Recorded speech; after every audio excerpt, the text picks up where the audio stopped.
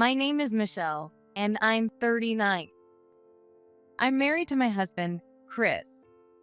We decided not to have children, so after work and chores are done, we have plenty of free time. I was happy living a life focused on our time together, just the two of us. But then I realized this marriage was a mistake. It's only 11, and it's already pretty crowded, you know? Since this place was featured on TV last week, it's been packed. Today's my day off, so I decided to go out with Mom for the first time in a while. Since Dad passed away last year, Mom lives alone back home, so I occasionally invite her out. We picked up our food, and while eating, I glanced around and noticed something odd. Sitting at the table next to us were my husband, Chris, his mistress, Emily, and their child, Bill. At first, I thought it was a mistake, but Chris was wearing the same clothes he had on this morning. When are you getting divorced? Emily asked Chris with a smile. I took another quick look, and sure enough, it was definitely him. This can't be happening. Is this real? As I sat there, quietly stunned, my mom noticed Chris too. Wait, isn't that Chris sitting next to us? Looks like it. When I answered, Chris noticed us and locked eyes with me, looking surprised. He quickly pulled his hat down low, trying to cover his face. Even though we'd already made eye contact, he was still trying desperately to hide. What's wrong with you? Did something happen? Why would you keep a hat on while eating? It's just in the way. Well, it's just my head's feeling a bit cold. Daddy, you're acting weird. Daddy's being silly. We're eating, so quiet down. He mumbled something nonsensical about his head being cold. Bill, sitting across from Chris, was calling him Daddy, while Chris tried to hush him as he giggled and chattered away. Your head's cold? Maybe it's because you had the fan on too much the other day? Or was it because you left your stomach exposed after your shower and kept sticking the fan in your pants? Emily, could you keep it down a little? What? It's just my head's cold and I can't think straight. Once Chris noticed me and my mom, his conversation with Emily and Bill became a complete mess. He was desperately trying to downplay his relationship with Emily and keep it hidden. Then suddenly, another woman walked over. Chris, what are you doing here?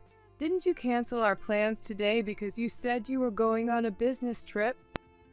It seemed Chris didn't have just one mistress, but two. He had run into his other mistress, Sarah, purely by chance.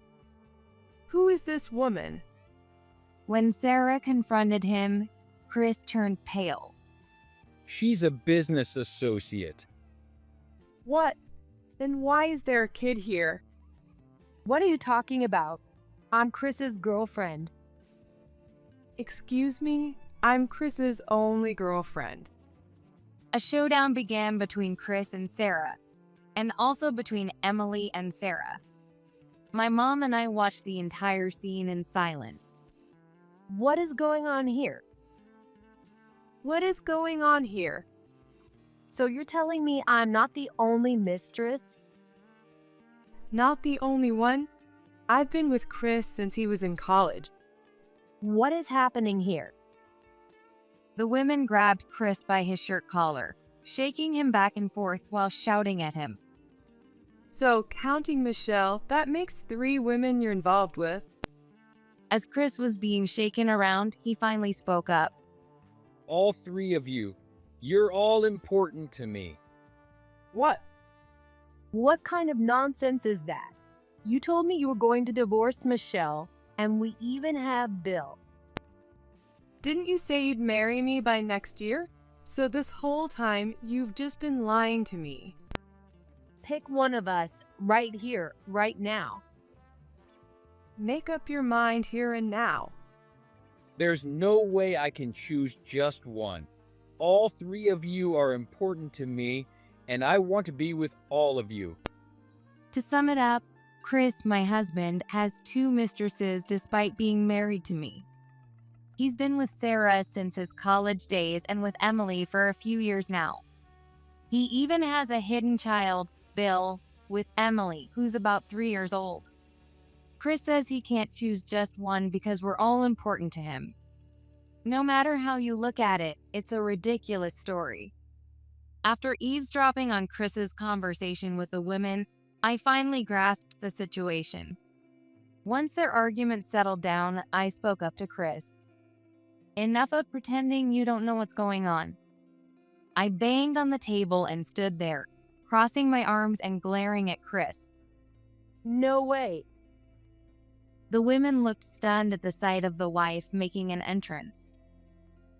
Wait. No way. Ooh, Michelle. Yes, I'm Chris's wife, Michelle. Michelle, there's an explanation for this. An explanation? And what exactly would justify being involved with 3 women while you have a wife? I replied with a smile, and Chris started trembling. The 2 women also turned pale at my sudden appearance. At this point, I think I understand pretty well what's going on. I get what you both want, and I see what Chris wants as well. Considering all of this, I'll take some time to think things over. As his wife, I'll decide what's best for everyone so that we can find a solution that makes everyone happy. Please give me some time. With that, Mom and I left, ignoring the sweat-drenched Chris and letting him contemplate the fate that awaited him. Still, it's hard to believe something like this could happen in real life. It's like a soap opera. Mom said this on the drive home. I mean, having my husband, his mistress, and their secret child sit right next to us in a restaurant? Even I had to do a double take. But you're calmer than I expected, Michelle. Well, I had to be. I've ignored it for long enough, but it's clear now he needs to face some consequences. I'm done being patient. This time, I absolutely won't let it slide. This wasn't the first time Chris had cheated. In fact, I'd seen him out with other women more than once while out with Mom. It wasn't just once. Each time, it was a different woman. He'd be out during work hours in casual clothes, making it obvious they weren't clients or business associates. But Chris doesn't know that Mom and I saw him. Once we got home, we discussed things and prepared for the right moment. I'm home. Chris cautiously opened the door, returning late at night. In a small voice, he switched on the living room light. After everything that happened during the day, he must have dreaded coming home, judging by how late he returned. The next second, despite the hour, Chris's scream echoed through the house. Mom and I, waiting for his return, headed into the living room. There, sitting on the sofa, were Chris's parents, George and Victoria, waiting for him. It was clear from one look that the 3 of them were about to face off. After returning home, I told George and Victoria everything about today. Upon hearing my story, they rushed over, ready to confront him. Why are Dad and Mom here? Just sit down. Okay, Unable to bring himself to sit on the sofa, Chris sat down on the floor instead. He seemed to realize that his parents had come because of what happened today. Nothing had even started yet, and his face was already pale. Why do you think we're here? Do you really have no idea? George looked at Chris with a sharp gaze. Chris, do you understand what you've done? Victoria also pressed him for an answer. You owe Michelle and her mother an apology. You need to explain to everyone exactly what's going on, in your own words. As your wife, I'm the one who wants to hear it most. Can you tell us in your own words? That's right. You betrayed your family. Explain why you hurt Michelle. With everyone pressing him, Chris finally began to speak. I just can't stop cheating. What? I mean, I think Michelle is great, but every woman I see out there just looks so attractive to me. You know, guys choose based on looks, right? So I met Emily and Sarah, and we hit it off and still get along. But I do care about Michelle, and I love her. Apparently, he believes he's naturally prone to cheating and can't help but find other women attractive. He met Emily and Sarah randomly, chose them based on looks, started cheating, and is still involved with both. Hold on, what are you even saying? This is way beyond getting along. Cheating alone would be bad enough, but having a secret child on top of it? Just because you get along doesn't mean you can do whatever you want. First of all, you're married to me. Are you even sorry for cheating and having a secret child? Well, I met Sarah back in college, so she was before you, and I got to know Emily before we were married. But after I met you, Michelle, you were so devoted that I knew I had to marry you. Right after our wedding, I found out that Emily was pregnant, so the timing's off. I really don't think anyone's to blame here. To sum it up, Chris met Sarah back in his college days, so she was in his life before me. He got close to Emily before deciding to marry me, which essentially makes me the last woman he got involved with. But once we started dating, I was the most supportive, so he decided I'd be his wife. However, by that time, Emily was already carrying his child. Chris says he only found out about the pregnancy after our wedding. According to him, the timing of meeting each woman, getting married, and learning about the pregnancy was all slightly off. I simply can't understand the chaos in Chris's way of thinking. Of course, someone's at fault here. You've been cheating the entire time. While dating me, after we got engaged, and even after we were married. And now I find out you've had a secret child this whole time? If you hadn't irresponsibly juggled relationships, none of this tragedy would have happened. Don't you get that? You're 45 years old. How can you be so irresponsible? We obviously made mistakes in raising you, Chris. What's going on in that head of yours? I just don't understand. Everyone sighed in frustration after hearing Chris's excuse. Seeing our reactions, Chris dropped yet another bombshell. Wait, hold on. Why is everyone sighing? I never once said I hated Michelle, did I? I told you, I still love Michelle. Sure, I was surprised about the secret child, but he's here now, so we just have to accept it, right? I have no intention of divorcing Michelle, and I'll just send Emily money as child support. Besides, Michelle and I don't have kids, so having one out there isn't a big deal, right? No, it's not normal. Also, I remember Emily and Sarah both mentioned at the restaurant that you had promised to marry them. Oh, maybe they did say that, but that was only because they kept pushing me to leave Michelle. They kept bringing up marriage every time we met, so I just told them we'd marry someday to quiet them down. It was more like a performance, if you want to put it simply. I'm not planning on divorcing Michelle at all, so you can relax.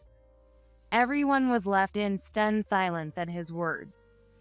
Even his parents, George and Victoria, looked at him as if he were some kind of monster. My mom, who raised me, was furious at the way her daughter was being hurt so unfairly. I realized I had married a truly awful man. While he seemed gentle and kind at home, once he was outside, he was a shameless man constantly scouting for attractive women besides his wife. Though I can't forgive the mistresses either, they at least seemed genuinely invested in him. But Chris, oblivious to the pain he causes, is nothing short of a monster. America is so behind the times. If we allowed polygamy here, like some other countries, there'd be no need for these arguments. Don't you agree, Michelle? I figured you were pretty crazy. Do you ever consider that your actions might be hurting someone? Your thinking is so ridiculous. I'm just speechless. Why? I mean, Michelle, you're cute, and they're beautiful too, right? America has so many attractive women. Doesn't it seem impossible to pick only one and stay with them for life? Wouldn't you like to date a bunch of good-looking guys too? Both men and women should feel free to date whoever they find attractive. I'm just ahead of the curve here. When it's the norm, everyone's life will be amazing. I understood that the man I married was a complete jerk. But at this point, nothing I said would get through to Chris. Instead, he's shamelessly insisting that he's just pioneering a shift toward polygamy. Sorry, but I don't understand anything you're saying. I want a divorce, so please sign this. I told Chris I couldn't understand him and handed him the divorce papers. But with his messed up way of thinking, Chris refused to agree. No way. What? I already told you, I'm not divorcing you. I want to be with you, Michelle, and spend my life with you. But I'm not leaving Emily or Sarah either, and I'll keep things the way they are. I'll pay child support for Bill, so that's handled, right? And I might end up with even more girlfriends. In countries where polygamy is legal, it's common for a man to have dozens of wives and kids. I think America is going to become a polygamous country too, and I'm going to help make that happen. I'll be part of changing America. So, Michelle, stop worrying and just trust me. Chris showed absolutely no intention of agreeing to a divorce. He sounded like he thought he was some kind of politician, set on leading America toward legalized polygamy. It looked like he was justifying his cheating, embracing his shameless behavior as something visionary. The thought of being married to a man this delusional made me feel sick. I realized there are people in this world whose behavior surpasses anything you could imagine. Just then, the quiet room erupted with shouts. That's all you have to say? Feel better now. What kind of nonsense are you spouting? Are you even sane?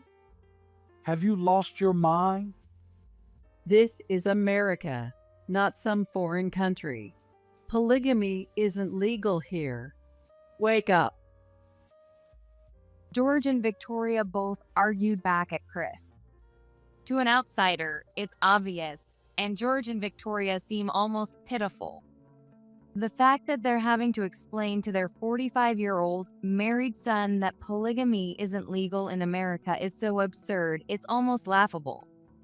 Like they said, America doesn't permit polygamy, so unfortunately, we'll be divorcing. You should end your affairs immediately and take responsibility by focusing on Emily and Bill. What a foolish man. I'm at a loss for words. This goes beyond any parenting mistake.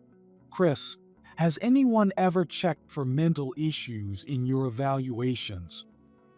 Nothing unusual came up when he was a kid, but this kind of behavior does make you wonder if it's some sort of mental disorder.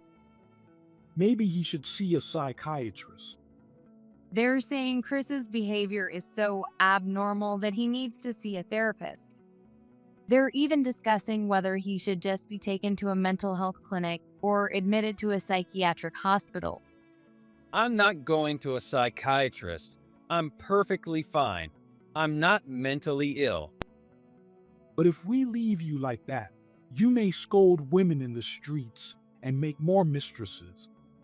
Knowing that, we can't allow you to continue your marriage with Michelle, nor can we trust you out in public in this state. As they said this, my mom, who had remained silent until now, finally spoke up. How dare you hurt Michelle like this, after all I did to raise her? How could you treat my daughter this way? You're refusing to divorce her, refusing to leave your mistresses, and acting like everything will be fine just because you'll pay child support? Where do you think that money will come from if things stay as they are? And if you want more mistresses, then go live in a country where polygamy is legal. That way, American women won't have to become your prey. My mom, who rarely raised her voice, was now yelling at Chris. I'd never seen her this angry, not even with my late dad. It made me realize just how important I was to her. I don't have children, but just imagining the situation in reverse fills me with a rage that would never let me forgive someone like Chris. My mom grabbed a cushion from the sofa, threw it straight at Chris's face, then picked it up and started hitting him with it. Ouch! Stop it! Apologize to Michelle. Divorce her right now. As she yelled, she continued hitting Chris, while George and Victoria, fed up with him, made no move to intervene. Chris tried desperately to defend himself, but my mom's fury, on behalf of her hurt daughter, was even stronger than mine. The next moment, her fist landed squarely on his face. Chris went flying back toward the window, with blood now dripping from his nose. What just happened? In his dazed state, he seemed clueless about what had just hit him. It all made sense. Mom used to be a professional boxer. She was a pro boxer. Really? And believe it or not, she's still holding back. Apologize to Michelle immediately and divorce her right now. Otherwise, next time, I won't hold back at all. With that, she clenched her fist, taking a boxing stance.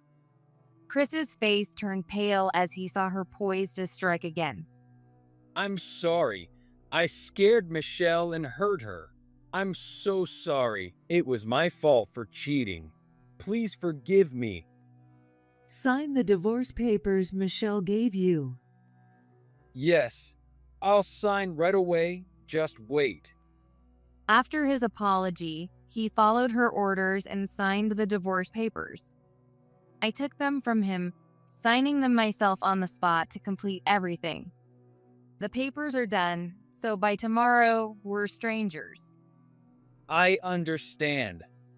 Seeing the completed divorce papers, Chris finally accepted the end of our marriage. We're divorcing, but you better take responsibility for Emily, Sarah, and all the other women you've messed around with. It's not just the two mistresses, right? What? I've seen you with other women before, not just today. Oh no. I kept quiet, but my mom and I have caught you cheating multiple times. Mom landed another punch, leaving Chris looking completely dazed. Suddenly, the doorbell rang. It was 1:30 in the morning. Who could that be at this hour? Chris looked uneasy, glancing nervously at the door. I went to answer it and brought in our final special guests for the evening. In front of Chris, alongside Emily and Sarah, now stood 8 other women, each glaring at him with piercing eyes. On our way out of the restaurant earlier, I'd slipped Sarah a note with my number and address. She contacted me once I got home, and I arranged for them to meet after Chris's return. These are your 10 mistresses. Care to explain what's going on here?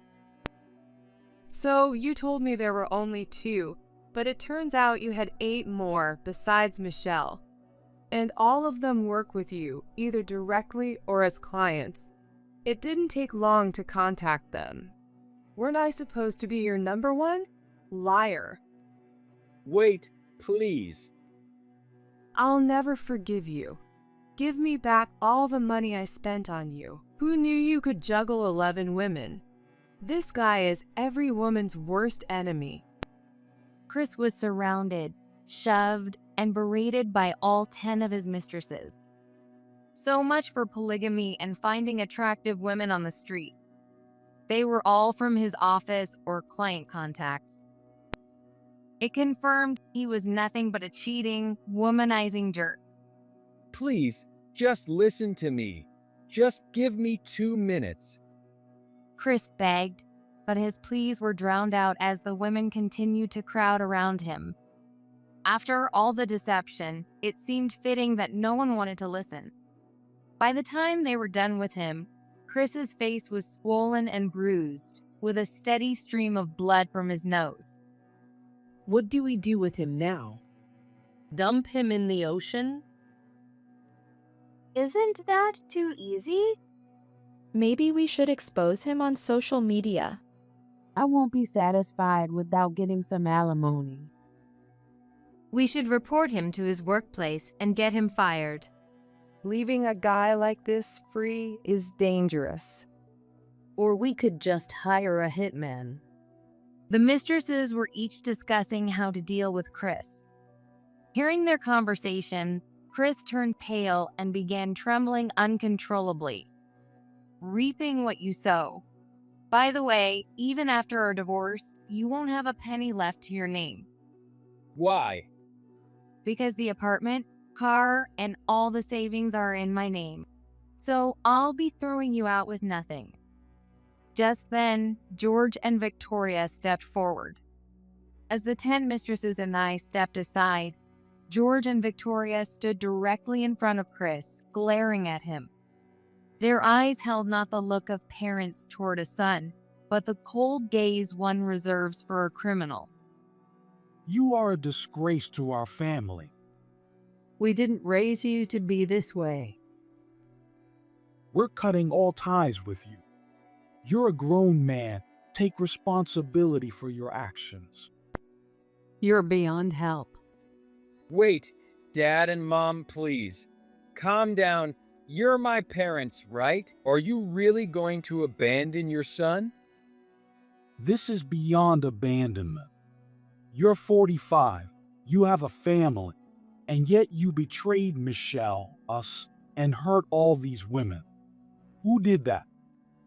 I said I'm sorry. I've learned my lesson. I'm sorry. Too late. If you had truly changed, there's no way you'd be juggling 11 women. We can't keep someone like you in this family. But as your parents, there is one last thing we'll do for you. What are you going to do? Victoria, hold his hand. Got it. And everyone, we'll need your help. Please hold his legs. Yes. Stop. What are you doing? Let me go. Stop it. With Chris struggling and shouting, everyone held him down as George quickly tied up his hands and feet. What the hell do you think you're doing? There's a mental health facility open late, so we're taking you there. Don't blame us. If you're angry, be angry with yourself. If we let you go now, there's no telling what you'd do to Michelle or these women.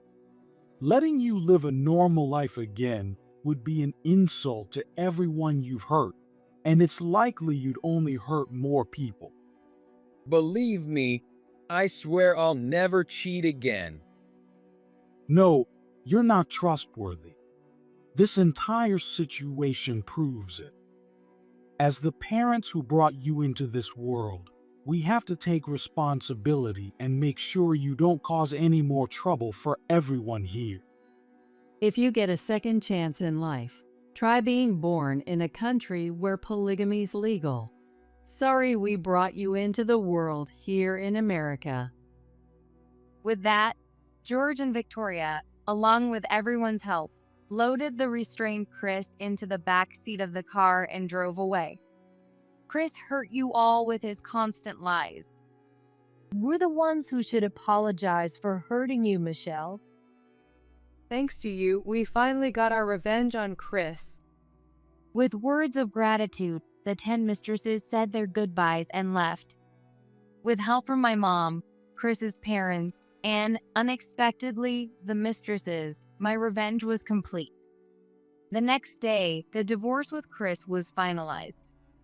I was able to claim alimony through my lawyer. Initially, I considered asking the mistresses for compensation too, but seeing their remorse and understanding they'd been victims as well, I decided against it.